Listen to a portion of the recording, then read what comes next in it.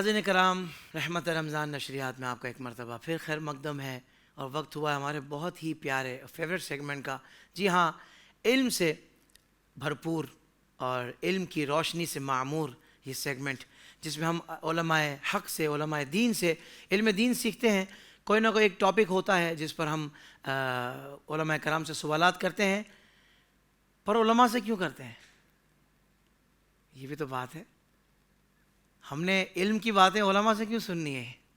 یہ تو ذہن میں آتا ہوگا. نہیں آتا. کیوں؟ یعنی دین کی باتیں علماء سے پوچھنی چاہیے. جی ہاں، یہی بات ہم کچھ لوگوں کو سمجھانے کی کوشش کافی عرصے سے کر رہے ہیں کہ بھائی جب بیمار ہو جاتے ہیں تو ڈاکٹر کے پاس جاتے ہیں. کوئی مسئلہ ہوتا ہے کورٹ کچہری کا تو آپ کہتے ہیں بھائی وکیل صاحب کے پاس جاؤ. ہیں جب کوئی انجینئرنگ معاملہ ہوتا ہے، ٹیکنیکلی معاملہ ہوتا ہے تو آپ کہتے ہیں بھائی انجینئر صاحب کے پاس جاؤ.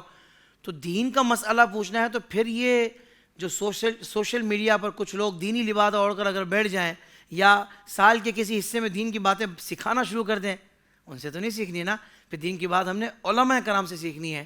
جی ہاں ناظرین کرام، یہی آج کا ہمارا ٹاپک ہے کہ علماء دین کی فضیلت اور اہمیت. ہم نے صرف دم درود کے لیے، اذان دینے کے لیے، نکاح پڑھانے کے لیے، جنازہ پڑھانے کے لیے ہم نے علماء کرام کو شاید سمجھا ہوا ہے، مگر علماء کرام یہ کام تو بخوبی انجام دیتے ہی ہیں، مگر اور بھی بہت سارے بڑے کام جو یقیناً ہماری دنیا و آخرت کے لیے بہت زیادہ ضروری ہوتے ہیں وہ کرتے ہیں. تو آج ہم بہت ڈیٹیل میں کلام کریں گے اور ہمارے پاس علماء حق تشریف فرما ہے، مگر یہ اپنی زبان سے اپنی شان بیان نہیں کریں گے. ہاں، ہم نے انہی کی شان سمجھنی ہے، ان کی بھی سمجھنی ہے، مگر یہ دیگر جو علماء حق ہیں اور جو باعمل علماء ہیں یقیناً یہ بھی ہیں، پر یہ جب بیان کر رہے ہوں گے تو ان سے مراد علماء ربانیین ہیں. انشاءاللہ بڑا خوب آج بیان ہونا ہے. ناظرین کرام، کیوں بیان ہونا ہے انشاءاللہ، لیکن میں سب سے پہلے انٹروڈکشن کروا دوں. ہمارے ساتھ تشریف فرما ہے حضرت علامہ مولانا مفتی سمر عباس قادری صاحب، اور آپ کے ساتھ ہمارے بہت ہی پیارے نوجوان اسکالر مفتی شیخ سعد سلیم صاحب. آپ دونوں احباب کو السلام علیکم ورحمۃ اللہ وبرکاتہ. وعلیکم السلام ورحمۃ اللہ وبرکاتہ. اور آپ کے ساتھ تشریف فرما ہے دو ہمارے بہت ہی پیارے ثناخواں حافظ محمد احسن قادری اور ہمارے محمد ذیشان قادری بھائی. آپ کو بھی السلام علیکم ورحمۃ اللہ وبرکاتہ. ماشاءاللہ. تو اب اس سے پہلے کہ میں علماء کرام کے سامنے سوالات رکھ دوں اور ہم ان سے جوابات لیں، کچھ عرض میں کرنا چاہتا ہوں علماء دین کی فضیلت اور اہمیت کے حوالے سے. ناظرین کرام، دیکھیں ہر فیلڈ کے اپنے ایکسپرٹس ہوتے ہیں جو مختلف شعبہ زندگی میں اپنے فرائض سر انجام دیتے ہیں. کہ جیسا کہ میں نے ابھی ذکر کیا کہ میڈیکلی معاملہ ہو تو ڈاکٹر، اور اگر تعمیراتی معاملہ ہو تو، اور ٹیکنیکل کا معاملہ ہو تو انجینئرز کے پاس ہم جاتے ہیں. تو اسی طریقے سے دین کی رہنمائی جب لینی ہو اور دینی معاملات کو سر انجام دینا ہو، دین کی ایکسپرٹیز ہمیں حاصل کرنی ہو تو ہمیں علماء کرام کے پاس جانا چاہیے، کیونکہ یہ انہوں نے ایک زندگی کا ایک بڑا حصہ، یا یوں کہیے کہ اہم ترین حصہ الحمدللہ علم دین حاصل کرتے ہوئے گزارا ہوتا ہے، اور یہ جانتے ہیں کہ قرآن پاک کے احکامات کیا ہیں، قرآن پاک سے جو ہمیں شریعت کی رہنمائی ملتی وہ کیا ہے، پھر فقہی مسائل ہیں. بہت ساری چیزیں ایسی ہیں کہ جو عام بندہ پڑھ کے وہ مسئلہ اخذ نہیں کر سکتا. اس وقت وہ اس مسئلے کو جان لیتا ہے جب وہ کسی جاننے والے کے پاس جاتا ہے. تو ناظرین کرام، جیسا کہ باری تعالیٰ سورہ توبہ کی آیت نمبر 122 میں ارشاد فرماتا ہے، ترجمہ: اور مسلمانوں سے یہ تو ہو نہیں سکتا کہ سب کے سب نکل جائیں، تو ان میں ہر گروہ میں سے ایک جماعت کیوں نہیں نکل جاتی تاکہ وہ دین میں سمجھ بوجھ حاصل کریں، اور جب ان کی طرف واپس آئیں تو وہ انہیں ڈرائیں تاکہ یہ ڈر جائیں. یہ اللہ فرما رہا ہے قرآن پاک میں. اور سید المرسلین، خاتم النبیین، چونکہ اللہ کے آخری نبی ہیں اور آپ صلی اللہ علیہ وسلم کے بعد کسی نبی یا رسول نے نہیں آنا، اس لیے امت کی اصلاح کا بیڑا جس مقدس جماعت نے اٹھایا وہ حضرات علماء کرام ہی ہیں. اللہ اکبر. اور یہی مبارک لوگ حدیث پاک کی روح سے انبیاء کے وارث بھی ہیں. ناظرین کرام، علماء کرام کی بے مثال جد و جہد اور خدمت دین کا نتیجہ ہے کہ یہ دین الحمدللہ آج اپنی اصل شکل و صورت میں باقی ہے. ہر دور میں دین اسلام کے دفاع کے لیے یہی علماء کرام تھے جو سینہ سپر رہے.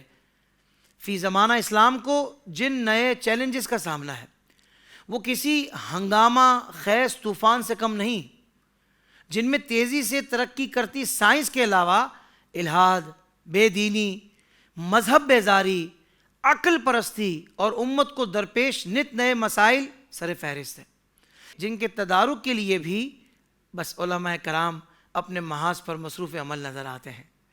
اور اس کے علاوہ علماء کرام نے دینی مسائل پر غور و خوض کر کے دین کے ہر پہلو کو اس قدر واضح کر دیا کہ عام مسلمان کے لیے شرعی مسائل سے آگہی حاصل کرنا نہایت آسان ہو گیا ہے۔ رسول محترم سید عالم صلی اللہ علیہ وسلم علماء کرام کی شان بیان کرتے ہوئے فرماتے ہیں کہ علماء زمین کے چراغ اور انبیاء کرام علیہم السلام کے وارث ہیں۔ کنز العمال سے میں نے پیش کیا۔ اور دوسری حدیث پاک میں فرمایا ایک فقیہ شیطان پر 1000 عابدوں سے زیادہ بھاری ہے۔ اللہ اکبر۔ ترمذی شریف سے میں نے بیان کیا۔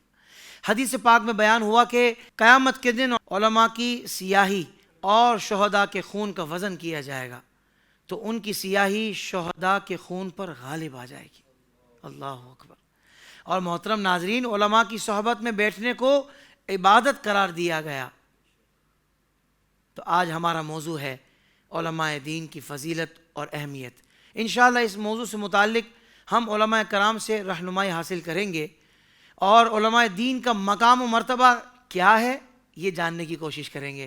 تو آئیے بڑھتے ہیں علماء کرام کی طرف، اور میں چاہوں گا کہ سب سے پہلے حضرت علامہ مفتی سمر عباس قادری صاحب، قبلہ مفتی صاحب، سب سے پہلے میں آپ کی طرف آؤں گا۔ یہ ارشاد فرمائیے گا کہ کچھ لوگ ہیں جو شاید دین سے بیزار ہیں، ان کا یہ معمول ہے کہ وہ علماء کرام سے لوگوں کو متنفر کرنے کی مسلسل کوششیں کر رہے ہیں اور کامیاب تو نہیں ہوں گے انشاءاللہ۔ میں چاہتا ہوں حضرت آج ہمارے ناظرین کو بتائیے کہ جو علماء کرام ہوتے ہیں ان کی اہمیت و فضیلت قرآن و سنت میں کیا بیان ہوئی ہے؟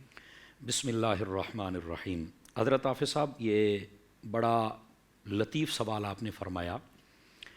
اس کائنات عالم کی اگر آپ ابتدا پر تھوڑی نظر دوڑائیں، حضرت سیدنا آدم علیہ نبینا و علیہ السلام آپ کو جب فرشتوں کے سامنے میرے رب نے پیش فرمایا، کون سا شرف تھا جو پیش کر کے ان فرشتوں کو بتلایا گیا کہ یہ شرف ہم نے ان کو دیا اور آپ کے پاس نہیں؟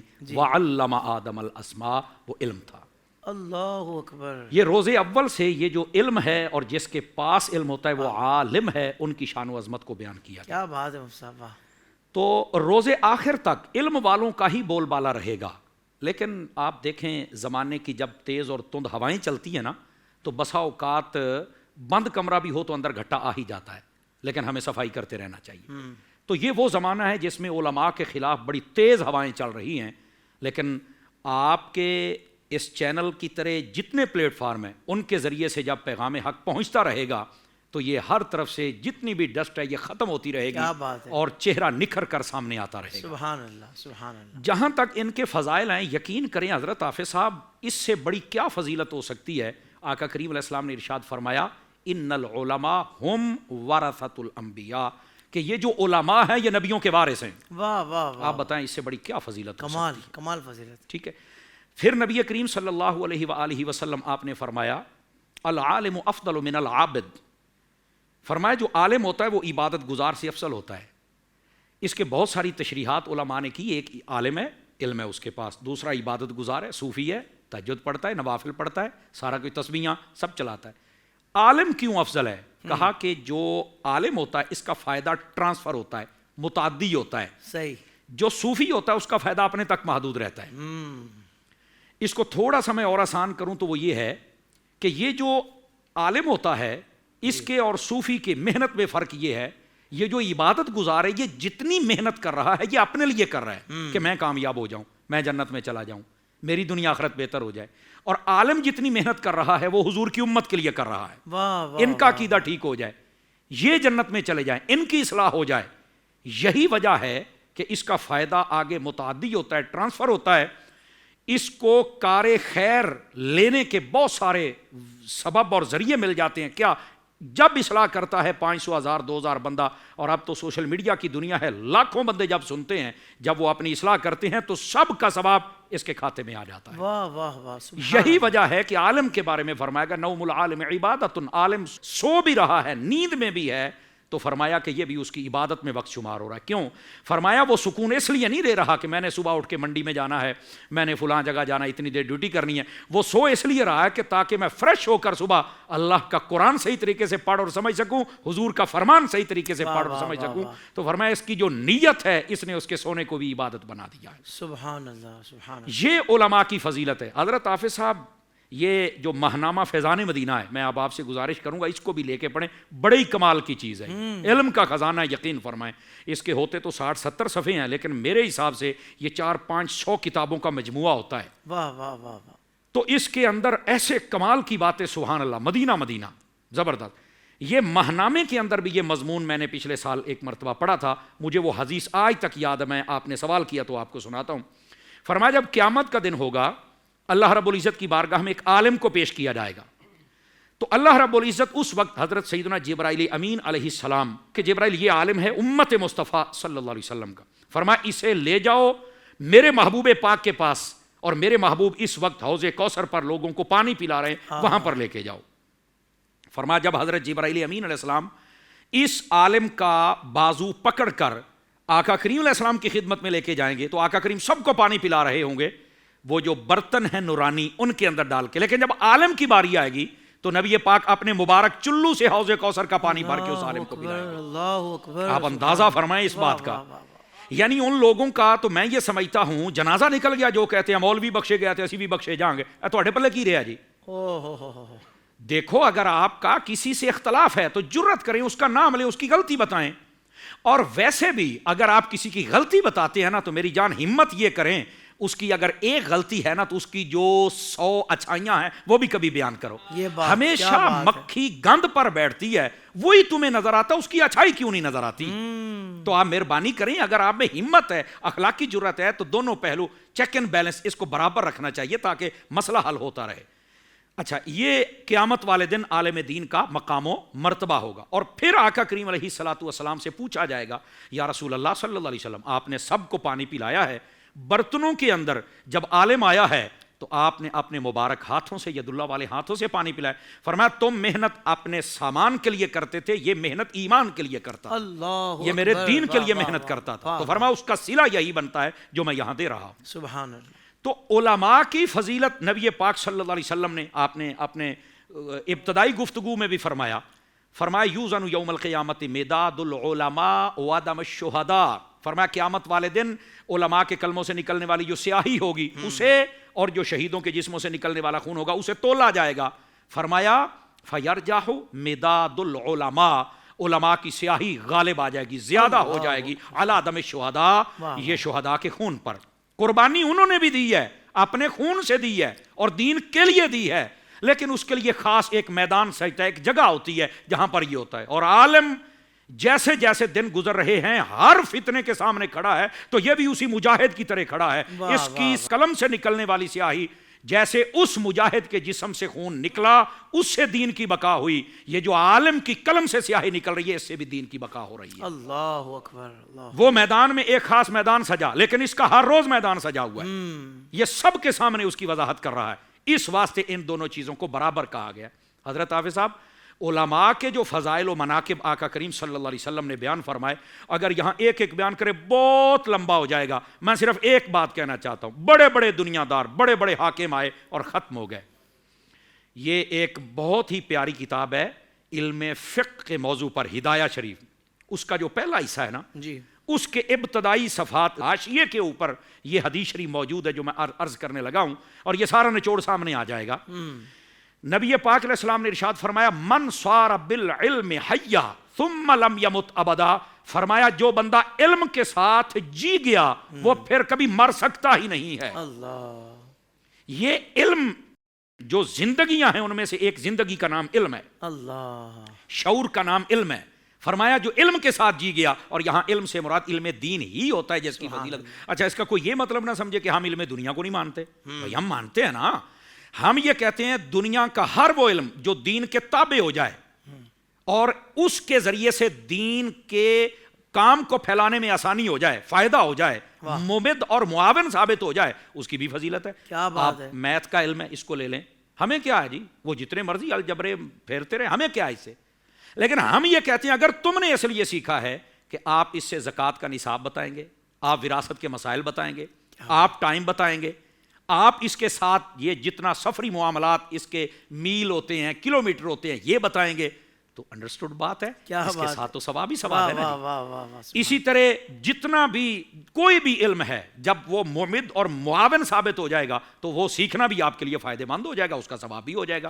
اور جس کے ساتھ آپ اس کو چھوڑ کر کسی اور کی چوکھٹ پہ جا بیٹھیں گے تو آپ کو اس کا کوئی فائدہ نہیں ہوگا۔ اس واسطے ہم منکر نہیں ہیں، لیکن جو علم کے ساتھ جی گیا فرمایا وہ کبھی مر نہیں سکتا۔ آج دیکھ لیں آپ جتنے بھی علماء ہیں ان کے مزارات آج بھی اذانیں دے رہے ہیں علم کی کہ علم کی طرف آ جاؤ، آج بھی ہمارے مزار سلامت ہیں۔ بڑے بڑے بادشاہ ماضی قریب میں مرے ہیں، کسی کو ان کے قبر کا نہیں پتا کہ کہاں ہیں، بڑے بڑے بادشاہ ہیں، کوئی پوچھنے والا نہیں ہے۔ تو علم سے جی جاؤ، کبھی تم مر نہیں سکو گے۔ واہ جی واہ، سبحان اللہ سبحان اللہ۔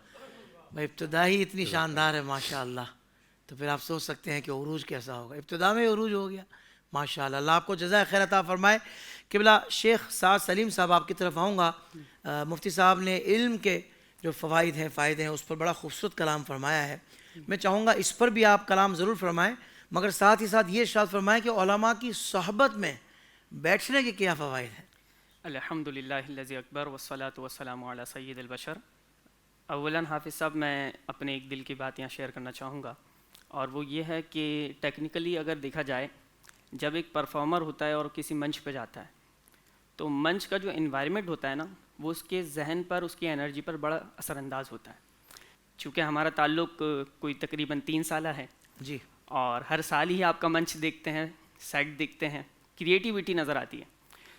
تو جب ایک پرفارمر منچ پہ پہنچتا ہے اور جب اسے سیٹ اس طرح کا ملتا ہے نا، تو اس کی انرجی لیول ویسے ہی بوسٹ اپ ہو جاتا ہے۔ اللہ اکبر۔ تو اللہ تعالیٰ آپ کی اس کریٹیوٹی میں مزید 4 چاند لگائے، برکت عطا فرمائے۔ آپ کی ٹیم کو اور آپ کے آئیڈیا مجلس کو اللہ تعالیٰ خوب برکت عطا فرمائے۔ جزاک اللہ خیر۔ جہاں تک آپ کے سوال کا تعلق ہے، میں ابتدا یہاں سے کرنا چاہوں گا کہ امام رازی نے تفسیر کبیر میں اس روایت کو لیا کہ ایک صحابی رسول حضور علیہ السلام کی سنگت میں تشریف فرما تھے اور نبی علیہ السلام ان سے محو گفتگو تھے۔ اسی دوران میں اللہ تعالیٰ نے وحی کے ذریعے یہ واقف فرما دیا نبی علیہ السلام کو کہ ان صحابی رسول کا آخری وقت آ چکا ہے، چند گھڑیاں، چند لمحات ان کی زندگی کے بچے ہیں۔ حضور علیہ السلام نے ارشاد فرما دیا، یہ سننا تھا کہ صحابی رسول مضطرب ہو گئے، عرض کرنے لگے یا رسول اللہ صلی اللہ علیہ وسلم، عصر کا وقت تھا، چند گھڑیاں بچی ہیں، سب سے بہتر کام جو وہ ارشاد فرما دیں۔ نبی علیہ السلام نے فرمایا تم علم کی مجلس میں بیٹھ جاؤ۔ راوی کہتے ہیں، جو راوی کے الفاظ ہیں، راوی کہتے ہیں کہ اگر اس سے زیادہ کوئی فضیلت والا فائدہ مند کام ہوتا تو کیونکہ یہ آخری وقت تھا، حضور علیہ السلام اس کا ارشاد فرماتے ہیں۔ نبی علیہ السلام نے علم کی مجلس کا ارشاد فرمایا، اس کا مطلب یہ ہے کہ اس سے افضل شے کوئی رکھی ہی نہیں رب نے۔ تو یہ اتنا ویلیویبل اور بہت ہی مرتبے والا اور مقام والا جو ہے نا علم کا ایک مجلس کا، سنگت کا معاملہ علماء کا، اور یہ علم کا فائدہ ہے۔ اسی کے ساتھ جب آپ ایک اور حدیث پاک دیکھیں، بلکہ معاشرے میں حافظ صاحب کچھ گرد و نواح میں اٹھتی آوازوں کو سنیں تو آواز یہ بھی سننے کو ملے گی، یار عالم بن گیا تو کھائے گا کہاں سے؟ جبکہ سروے کر کے دیکھیں، کسی اور طبقے کا بندہ تو بھوکا مل ہی جائے گا، کبھی کوئی عالم آپ کو شاید ہی بھوکا ملے یا پریشان حال اس وجہ سے ملے۔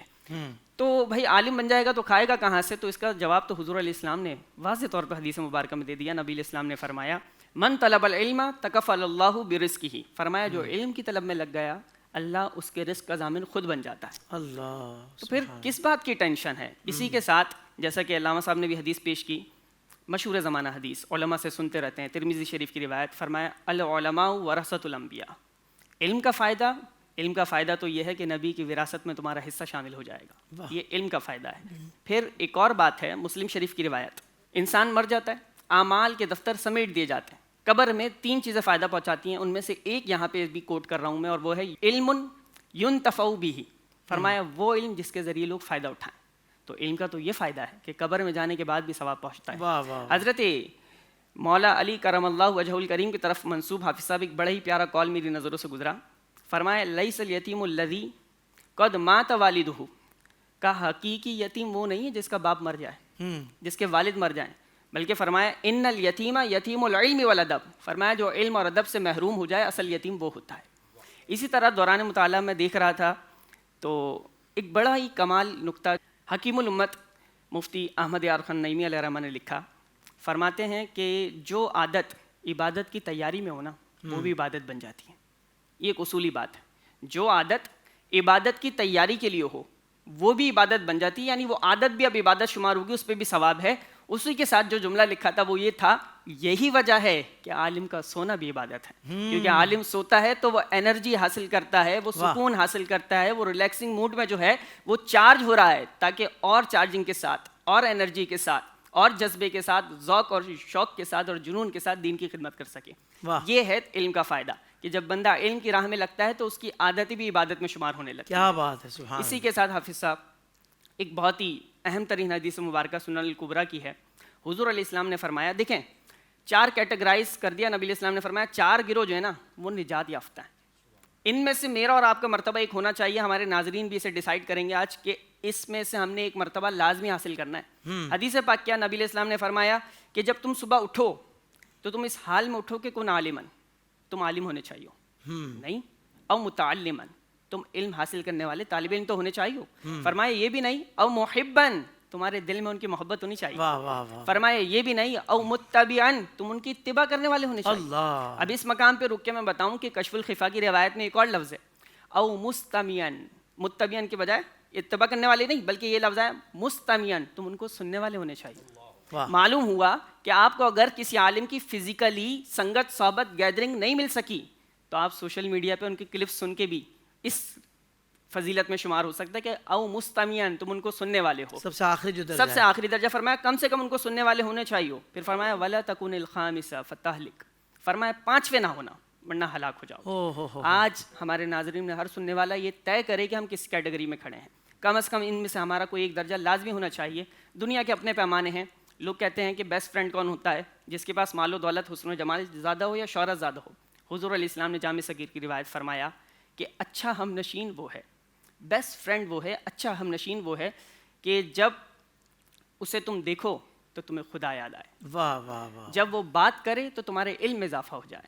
جب تم اس کا عمل دیکھو تو تمہیں آخرت کی یاد آئے. فرمایا یہ 3 عمل ہیں اچھے ہم نشین بیسٹ فرینڈ کے. اور حافظ صاحب عالم بعمل ہونا تو یہ تینوں کوالٹیز اس میں پائی جاتی ہیں. اللہ. عالموں سے دوستی کریں نا, عالموں کے پاس آ کر بیٹھیں. دیکھیں جدید ریسرچ بھی یہ بتاتی ہے کہ جو ایٹماسفیئر انوائرمنٹ ہوتا ہے, جو سنگت گیدرنگ اور کمپنی اور صحبت ہوتی ہے نا, یہ انسان کی زندگی پہ بہت گہرا امپیکٹ رکھتی ہے. یہ جدید ریسرچ بتا رہی. اب وہ صحبت کسی کی بھی کیوں نہ ہو, ایک عام بندے کی کیوں نہ ہو, اور جب صحبت ہو ایک عالم دین کی تو پھر اس کے کس قدر فوائد ہوں گے. اس فوائد کی طرف چلتے ہیں. اور یہاں پہ میں ایک چیز کوٹ کرتا ہوں, کتاب الاذکیہ میں علامہ ابن جوزی نے لکھی اور مثنوی میں عارف باللہ مولانا روم علیہ الرحمٰن نے لکھی, اور وہ بات بڑی مزاح خیز بھی ہے اور سبق آموز بھی ہے. ایک مینڈک کی جو ہے نا وہ چوہے سے دوستی ہو گئی. سمندری مینڈک تھا, چوہے سے دوستی کر بیٹھا. چوہے سے دوستی کی تو کہا یار میں تمہیں یاد کروں تو تمہیں بلاؤں کیسے, تم تو سمندر میں ہوتے ہو. اس نے کہا کوئی مسئلہ ہی نہیں, ایک ڈور باندھ لیتے ہیں, تم اپنے پیر میں میں اپنے پیر میں, جب تمہیں یاد آئے تو تم ڈور کھینچنا, میں سمندر سے نکل کر آ جاؤں گا. کتاب الاذکیہ میں لکھا ہے کہ دونوں کی دوستی ہو گئی. وہ ڈور بن گئی, چوہا زمین پہ, وہ سمندر میں. کوے نے حملہ کر دیا. کوے نے حملہ کر دیا. کون سی 2 کیٹیگری ذکر کی, مینڈک اور چوہا. کوے نے حملہ کر دیا چوہے پر. چوہے کو ہوا میں کوا اڑاتے ہوئے لے کے جا رہا ہے تو ساتھ ہی سمندر سے نکل کے مینڈک بھی جا رہا ہے. تو پھر جو جملہ لکھا ہے نا علامہ ابن جوزی نے, مینڈک نے کہا کم وقت تیری نالائق دوستی کا یہ مجھے صلہ مل رہا ہے, تو اس سے جو میں نے دوستی کی نا یہ اس کا بدلہ مل رہا ہے. تو بالکل اسی طرح سے اس کے بعد مولانا روم لکھتے ہیں کہ جو صحبت بد ہوتی ہے نا وہ اسی طرح سے مقام مقام پہ کہاں کہاں انسان کو رسوا کرواتی ہے. تو بری صحبت سے انسان بچے, اچھوں کی صحبت میں بیٹھیں. کیوں بیٹھیں؟ اس لیے کہ مکھی پہ کبھی غور کیا ہے, مکھی اور طرح کی بھی ہوتی ہیں, جیسے گند غلاظت پہ جا کے, آلائش پہ جا کے بیٹھتی ہے مکھی نا. ایک مکھی شہد کی مکھی ہوتی ہے اور وہ شہد دیتی ہے, اور کیسی پروڈکشن ہے اس کی شہد جو دیتی ہے, قرآن کہتا ہے اس شہد میں شفا ہے. وہ شہد جو دے رہی ہے وہ دے کیسے رہی ہے؟ کہا اس کے انوائرمنٹ پہ غور تو کرو, وہ پھولوں کے قریب رہتی ہے, وہ باغ میں رہتی ہے, اس کا اتنا اثر ہے کہ وہ شہد دیتی ہے, تو شہد میں بھی شفا ہے.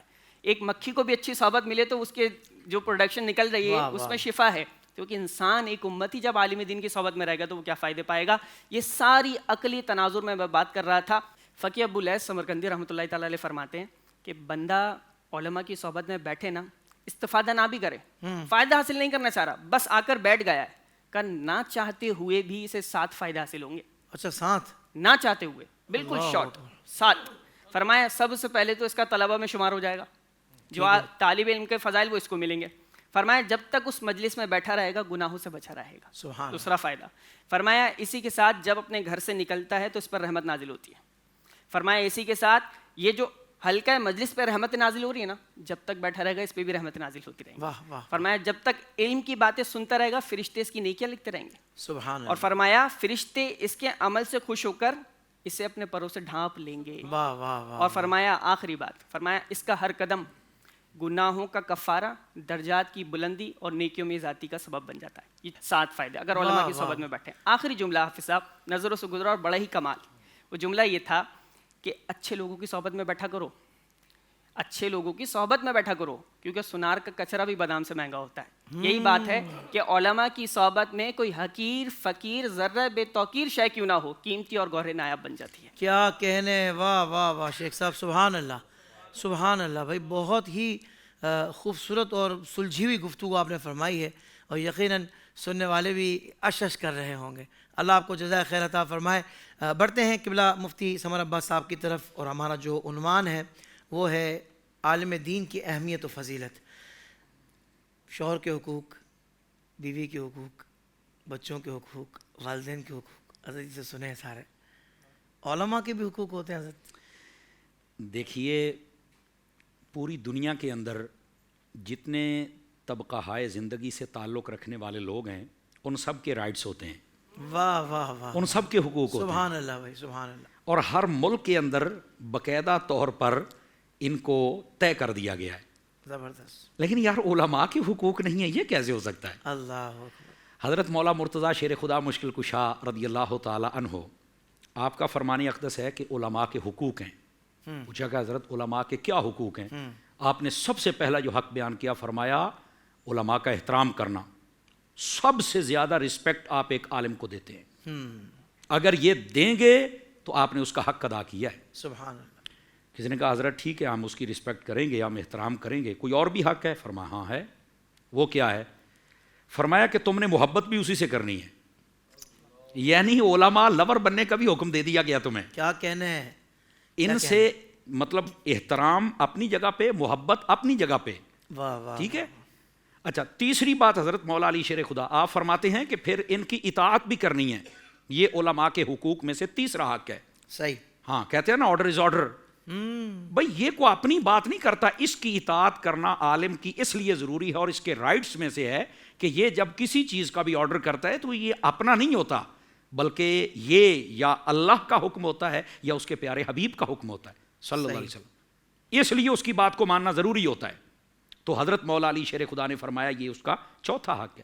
تو پوچھا گیا حضور اور بھی کوئی حقوق ہے؟ فرمایا ہاں. فرمایا اس کا حقوق یہ ہے کہ جتنے لوگ بیٹھے ہوں اس کے اندر آپ جب آ کے سلام کرنا چاہیں تو ایک عالم دین اگر آئے تو آپ کھڑے ہو جائیں, اس کے لیے پتہ چلے کو پرسنالٹی آ گئی ہے. واہ جی. آپ اس کو اتنا احترام دیں, یعنی ممتاز اور جدا ہو بالکل اس کا معاملہ.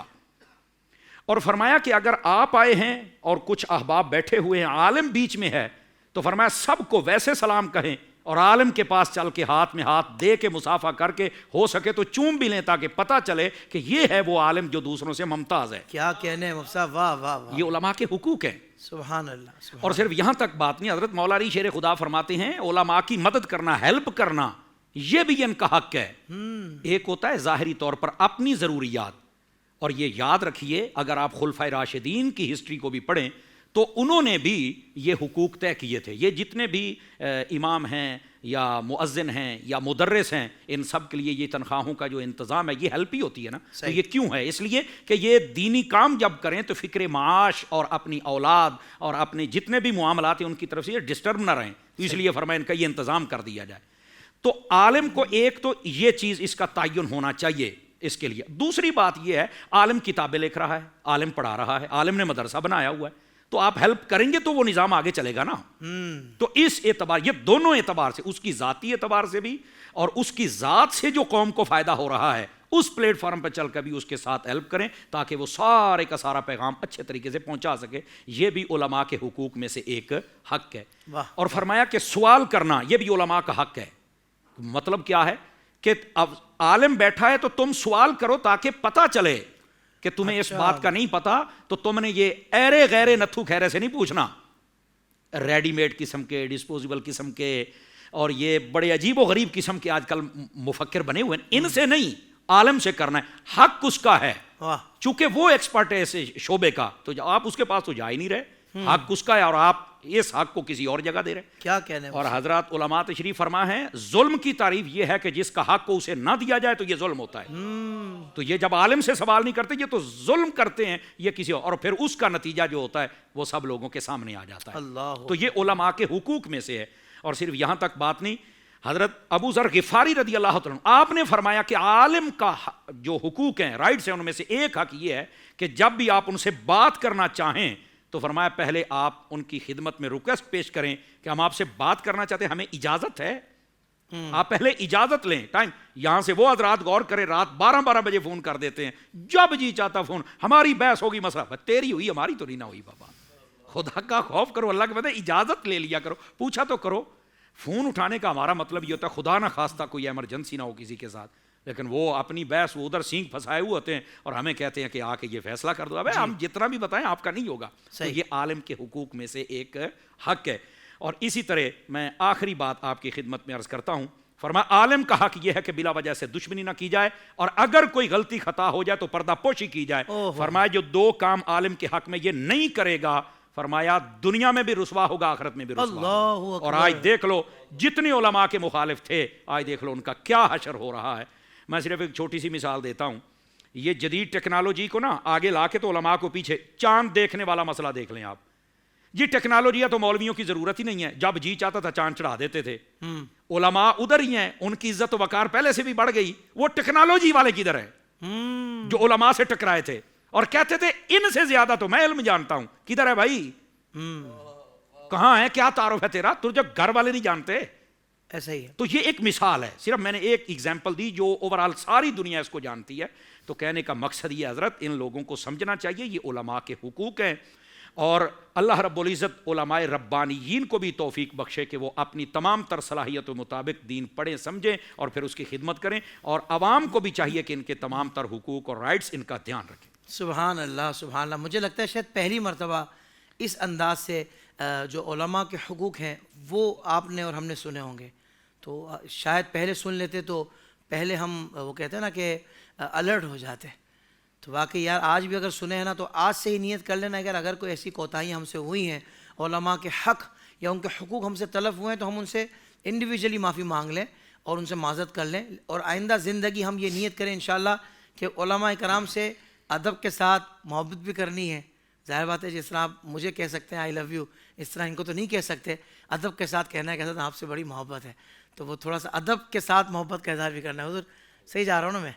بالکل صحیح جا رہے ہیں۔ تو میں عرض کر رہا تھا کہ یہ ساری چیزیں ذہن میں رکھ کر علماء کرام کے حقوق تلف نہ ہوں، تو جہاں آپ دیگر چیزوں کا خیال کرتے ہیں وہاں اپنی زندگی کا یہ بھی بنا لیں کہ جن سے ہمیں اتنا کچھ مل رہا ہے، بلکہ ایمانیات جن سے الحمدللہ مل رہی ہیں، جن سے ہمیں عبادات کا سلیقہ سیکھنے کو مل رہا ہے، تو ان سے ہمیں کس انداز سے محبت کرنی ہے یہ علامہ سمر عباس صاحب نے بتایا۔ اور اس کا آغاز آپ اپنے علاقے کی مسجد کے جو امام صاحب ہیں نا، جو عالم دین ہیں، وہیں سے آغاز کر دیں۔ کیا خیال ہے علامہ صاحب؟ وہ بھی حقدار ہیں، پتہ نہیں ان کو لوگ کس بعض اوقات کیٹیگری میں لے رہے ہوتے ہیں، تو وہ اگر عالم دین ہیں مسجد کے امام صاحب تو یہ آغاز وہیں سے کریں، اور اگر عالم نہیں بھی ہیں آپ کے امام ہیں تو یہ بھی بہت بڑی بات ہے، آپ ان کے پیچھے نمازیں پڑھتے ہیں تو ان سے محبت سے پیش آیا کریں۔ بڑھتے ہیں شیخ سعد سلیم صاحب کی طرف۔ شیخ صاحب یہ ارشاد فرمائیے گا کہ شریعت مطہرہ میں، ویسے تو مفتی صاحب نے ضمناً ارشاد فرمایا ہے، آپ یہ فرمائیے گا کہ شریعت مطہرہ میں کسی عالم دین کے ساتھ مس بیہیو کرنا، اس کی بیعت بھی کرنا جان بوجھ کر، اور یہ سوچ کر، ایک تو یہ ہے کہ بھائی کوئی ذاتی معاملہ ہے اور آپ کا دوستی ہے، یہ تعلق ہے، وہ اس حساب سے کر رہے ہیں، ایک الگ چیز ہوگی شاید، لیکن پتہ ہے کہ عالم دین ہے اور اس کے علم کی وجہ سے کر رہے ہیں، تو میں چاہوں گا اس پر ذرا کلام فرما لیں۔ اللہ اکبر۔ حافظ صاحب انتہائی سینسٹیو سوال کیا ہے اور اس کا جواب بھی اتنا ہی سینسٹیو ہے، تو میں چاہوں گا ویورز جو ہے وہ اپنی ایکسٹرا توجہ کے ساتھ سنیں، کیونکہ جو میں روایت پڑھنے لگا ہوں نا وہ بہت ہی عبرتناک ہے۔ امام فخر الدین رازی علیہ رحمہ نے اسے تفسیر کبیر میں لیا ہے، اور روایت یہ ہے کہ حضور علیہ السلام نے ارشاد فرمایا کہ من اہان العالم، جس نے عالم کی اہانت کی نا، مس بیہیو کیا، توہین کی، فرمایا فقد اہان العلم، اس نے علم کی توہین کی.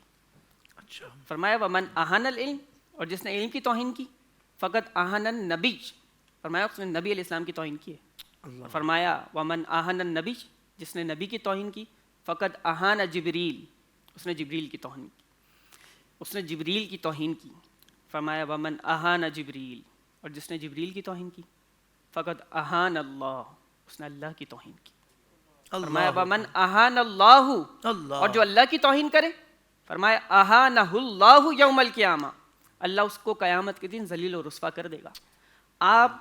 میں چاہوں گا ہم سب مل کے، اور ناظرین غور تو کریں کہ ایک عالم دین کی توہین کا معاملہ کس قدر سینسٹیو ہے کہ کہاں سے بات چلی اور کہاں کو پہنچی ہے. کہاں کو پہنچی کہ عالم کی توہین نہیں کر رہے آپ، علم کی کر رہے ہیں. علم کی گویا نبی کی نبی کی جبریل کی جبریل کی اللہ کی اور اللہ کی تو اللہ فرماتا ہے کہ قیامت کے دن ذلیل و رسوا ہو جاؤ گے. جیسا کہ مثال کے طور پر علامہ صاحب نے اچھی روشنی ڈالی کہ جو بھی علماء کے مقابلے میں آ کر کھڑا ہوا اور ان کی اہانت کی ہے وہ ذلیل و رسوا ہی ہوا ہے. یہ تو دنیا کے مناظر ہیں، آخرت میں ابھی باقی ہے. اسی کے ساتھ کنز العمار شریف کی ایک روایت میں یہاں پہ پیش کروں گا، اور بڑی کمال روایت ہے. فرمایا العالم سلطان اللہ فی الارض، فرمایا زمین میں عالم، العالم سلطان اللہ فی الارض، فرمایا زمین میں عالم اللہ کی دلیل اور حجت ہے. واہ واہ واہ. فرمایا جس نے اس عالم میں عیب نکالا نا فقد ہلکا، وہ ہلاک ہو جائے گا. اتنی واضح احادیث اور فرامین مصطفیٰ صلی اللہ علیہ وسلم موجود ہیں. اسی کے ساتھ حافظ صاحب ہمارے دلوں کے سلطان امام اہل سنت اعلیٰ حضرت رحمۃ اللہ تعالیٰ علیہ نے اپنے فتاوی رضویہ شریف میں اس روایت کو لیا. فرماتے ہیں لا یستخف بحقہم الا منافق، فرمایا علماء کے حق کو جو ہلکا جانے گا نا وہ بندہ منافق ہی ہو سکتا، کوئی دوسرا نہیں ہو سکتا. اللہ اکبر. یہ ہے اس کی پہچان. منافق کرے گا یہ کام، مسلمان نہیں کر سکتا. ستھرے باطن اور ضمیر کا مالک انسان یہ کام نہیں کر سکتا. کیا بات ہے. اسی کے ساتھ ایک اور بات سنیں، علامہ فخر الدین رازی علیہ رحمہ نے روایت کیا پیش کی. فرمایا من استخف بالعالم، جس نے عالم کے حق کو ہلکا جانا، اہلک دینہ، فرمایا اپنے دین کو ہلاک کر لیا. اللہ. اساس اور بنیاد اور بیس یہی تو ہیں، انہی سے تو لینا ہے. جب ان کو ہلکا جانا تو پھر دین کو ہلکا جان لیا، پھر لیں گے کہاں سے. اور اس کے علاوہ حافظ صاحب اب بات کرتے ہیں شرعی حکم کی. اس کا شرعی حکم ہے کیا؟ اگر کوئی مس بہیو کرے، توہین کرے، بغض رکھے، کینہ رکھے، عداوت رکھے، برائی دل میں رکھے عالم کے لیے، عالم حق کے لیے، صحیح العقیدہ کے لیے، تو اس کا حکم شرعی کیا ہے؟ تو میں چاہوں گا ورڈ ٹو ورڈ میں کوٹ کروں جو اعلیٰ حضرت رحمۃ اللہ تعالیٰ علیہ نے الفاظ لکھے. اعلیٰ حضرت رحمۃ اللہ تعالیٰ علیہ فرماتے ہیں عالم دین سے بلا وجہ بغض رکھنے میں بھی خوف کفر ہے. اللہ اگرچہ اہانت نہ کرے، الفاظ کی سینسٹیوٹی فیل کرنے والی ہے.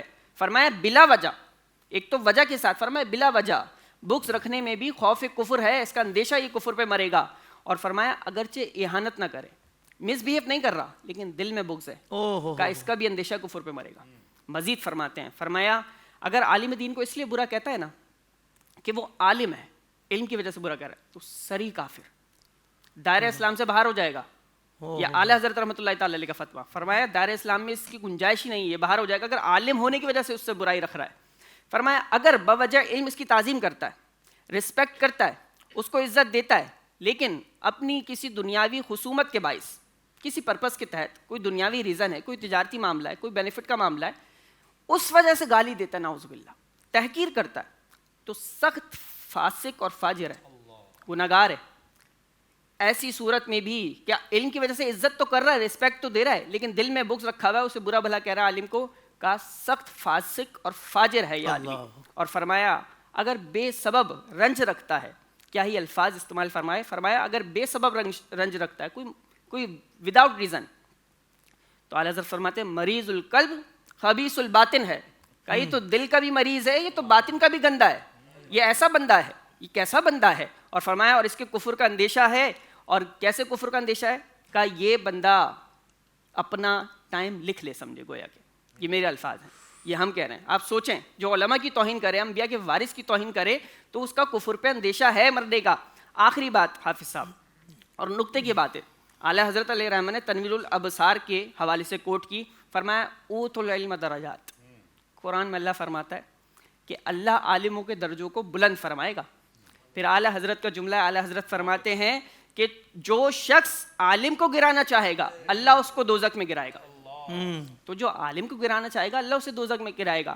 اور علامہ صاحب کی خاص توجہ کے ساتھ میں اپنا ایک خاص درد اور اپنے وجدان کی پکار شیئر کرنا چاہتا ہوں. میں چاہوں گا ہمارے نوجوان، ہمارے ویورز اس چیز کو سمجھیں. وہ نقطہ یہ ہے کہ جب آپ کو کوئی بھا جائے، دل میں اتر جائے، محبت ہو جائے، اس کی آل اولاد سے بھی آپ محبت کرتے ہیں، اس کے بچے بھی اچھے لگتے ہیں، آپ ان کے بچوں کی بھی لاڈ اٹھانے لگتے ہیں کیونکہ یار یہ میرے دوست کا بیٹا ہے، میرے دوست کی اولاد ہے. یہ تو دوست کا حال ہے. بلا تشبیہ بلا تمثیل نبی علیہ السلام، نبیوں کی محبت کے دعوے دار ہو تم، اور تمہارے دل میں نبیوں کے وارث کی محبت نہ ہو. یہ کیسی محبت ہے؟ علماء بنائے ہی محبت کرنے کے لیے. کیا بات ہے. علامہ صاحب نے کہا علماء لور بنے، یہ ان کا حق ہے. علماء بنے ہی محبت کے لیے ہیں، بنے ہی اس لیے کہ ان کی سنگت، قربت، مودت، کمپنی، گیدرنگ میں آؤ اور اپنے دامن میں سعادتیں سمیٹ کے لے جاؤ. سبحان اللہ سبحان اللہ سبحان اللہ. کمال کر دیا شیخ صاحب، کیا کہنے بھائی، ماشاء اللہ سبحان اللہ. دیکھیں آئیڈیاز کے منچ پہ ہمارے علماء کرام ویسے تو سارے ہی موضوعات پر آپ کلام کر لیتے ہیں، مگر خاص جو اسپیسیفک جس موضوع پہ ہم بات کر رہے ہیں اسی موضوع پر رہ کر کلام کرنا اور پوری تیاری کے ساتھ اور پورے ایک وہ کہتے ہیں نا کہ بھائی اتنے ٹائم میں ہم نے اتنا دینا ہے عوام کو. سبحان اللہ. تو میں کہتا ہوں یہ جہاں علم کے قدردان ہیں وہاں یہ علماء وقت کے بھی قدردان ہیں اور ہمیں بھی تربیت دے رہے ہیں کہ وقت کی قدر یوں بھی کرنی ہے. سبحان اللہ. بلکہ حافظ صاحب جو اچھا تولنے والا ہوتا ہے تو وہ کوشش کرتا ہے کہ جب وزن برابر ہو جائے تو 2 دانے اور ڈال دیتا ہے تاکہ سامنے والا مطمئن بھی ہو جائے اللہ اور ہمارا بھی جو فریضہ ہے وہ بھی ادا ہو جائے حسن سلوک کا. سبحان تو اللہ. یہاں پر میں تو طالب علم ہوں، جتنے احباب آتے ہیں ان کی کوشش یہی ہوتی ہے کہ جو ٹائم ہے اس سے کچھ زیادہ ہی دانے ڈال دیے جائیں واہ واہ واہ. سبحان تاکہ اللہ. یہ جو ٹائم نکال کے احباب بیٹھے ہوئے ہیں نا ان کو کچھ ایسا مل جائے کہ یہ دوبارہ ہیں. 5 منٹ کی بات تھی لیکن ہمیں تو مواد گھنٹے کا مل گیا ہے، کیا اس لیے پھر وہ زیادہ کوشش کریں گے کہ سنیں. یہ اللہ پاک ایسے علماء اور جتنے بھی ہیں سب کو سلامتی عطا فرمائے. اور حضرت آپ کی ان کمال عطاؤں پہ میں نے بھی 2 دانے ڈالنے کی کوشش کی ہے. اللہ بارک سبحان اللہ. بارک اللہ. اللہ پاک اس پر آپ کو جزائے بہترین آمین عطا فرمائے. آمین آمین. حضرت میں چاہوں گا کہ یہ بھی ارشاد فرما دیں کہ علماء حق اور علماء سو ان میں کیا فرق ہے، کیونکہ بعض اوقات جو معترض ہوتا ہے نا وہ کہتا ہے کہ بھائی علماء حق ہے ہی نہیں. تو پہلے تو اس کو پتہ لگ جائے کہ بھائی علماء حق کون ہوتے ہیں، علماء سو کون ہوتے ہیں. اور دوسرا یہ ہے کہ حضرت یہ بات بھی چونکہ علماء کی فضیلت بیان ہوئی ہے یہاں پر زبردست، اور پھر جو بے ادبی کے جو وعیدیں ہیں وہ بھی بیان کی گئی ہیں.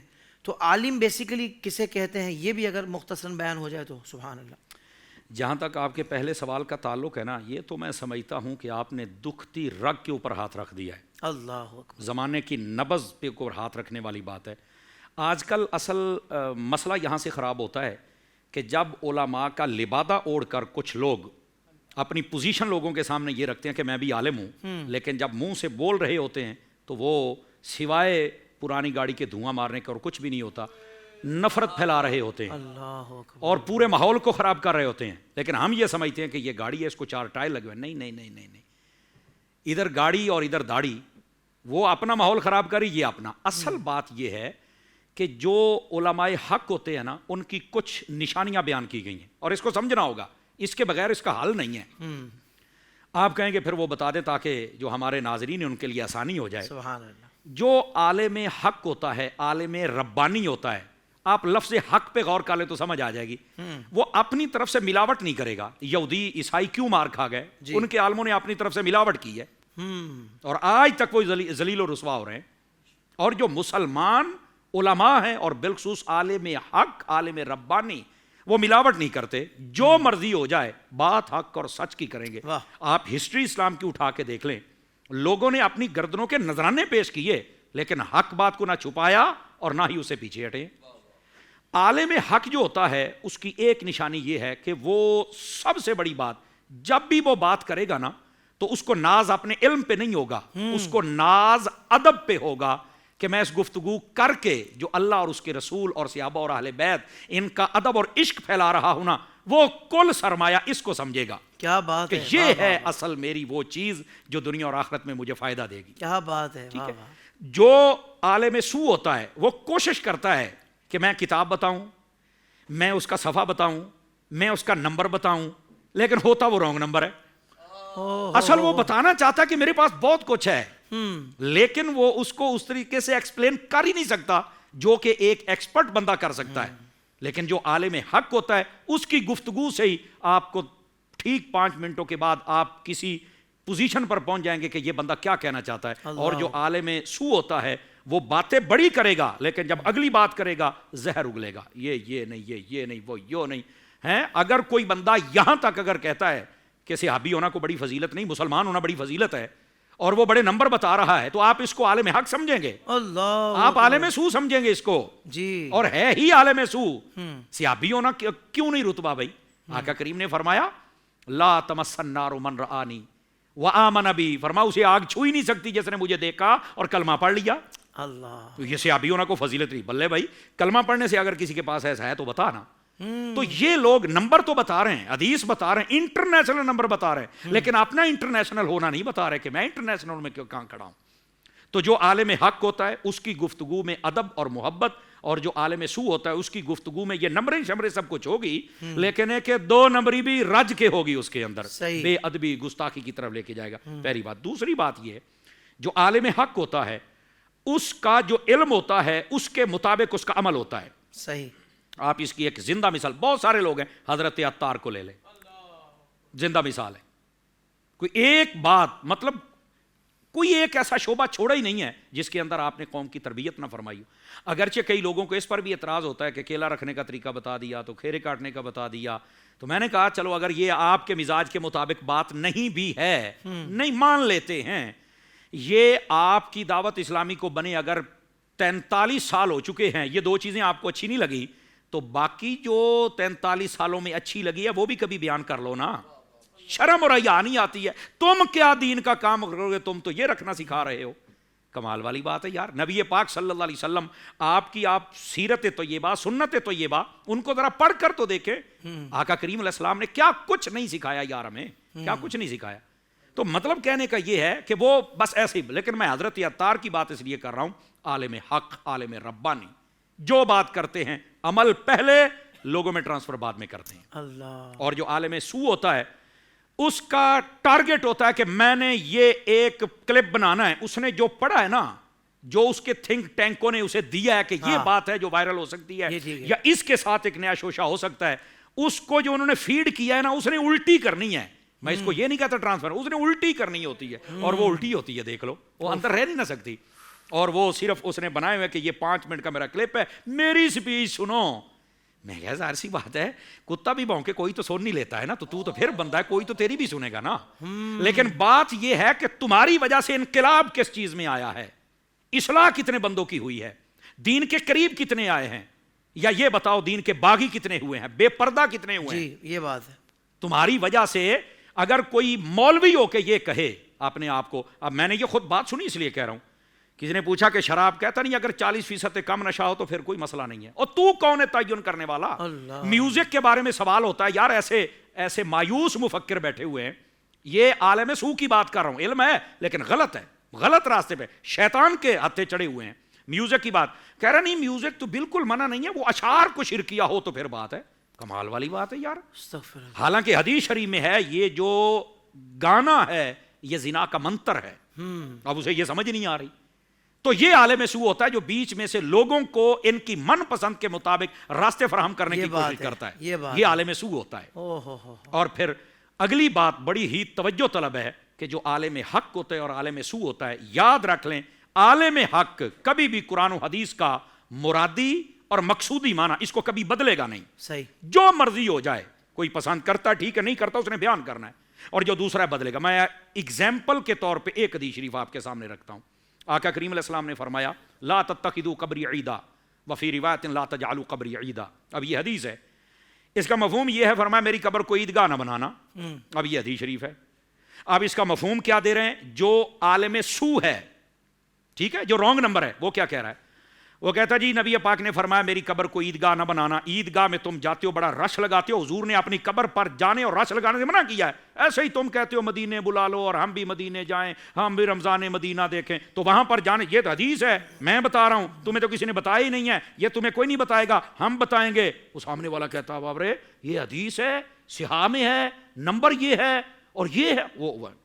اور بھائی جان اس کا یہ مفہوم اور یہ مقصود اور یہ مطلوب ہی نہیں جو یہ بدبخت بیان کر رہا ہے. جی اب عالم حق سے پوچھیں کہ اس کا مطلب کیا ہے تو پہلے وہ اچھے طریقے سے ذہن بنائے گا اور کہے گا اگر نبی پاک علیہ السلام کے روضے پر نہیں جانا یا وہاں پر آپ نہیں جا سکتے، رش نہیں لگا سکتے، تو پھر آقا کریم نے یہ کیوں فرمایا من زار قبری وجبت لہ شفاعتی، جو میرے روزے کی زیارت کرے گا میری شفاعت واجب، جب جانا ہی نہیں تو زیارت نہیں تو شفاعت نہیں، تو حدیث کدھر گئی؟